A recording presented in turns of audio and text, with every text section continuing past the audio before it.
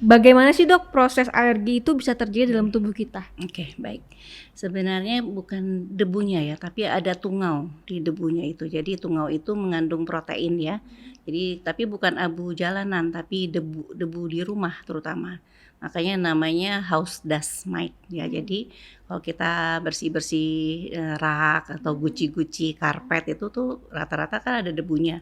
Tapi ternyata itu ada tungaunya ya.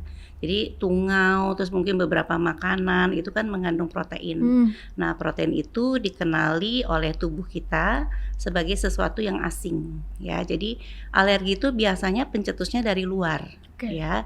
Biasanya yang dimakan atau yang dihirup Oke. ya.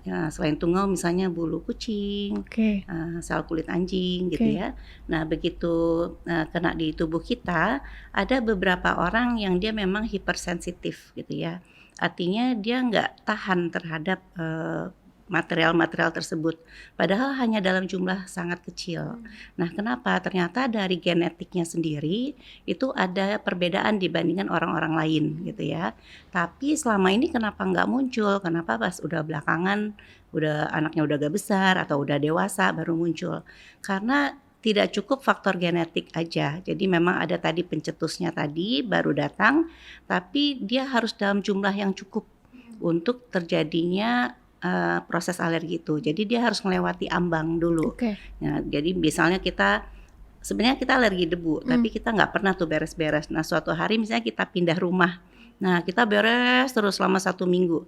Pajanan si tungaunya itu jadi berlebihan. Akhirnya ngelewati ambang. Nah, akhirnya tubuh kita mensinyalir ini sebagai danger sinyal dan dianggapnya ini tidak baik untuk sistem imun kita. Akhirnya dia merespon.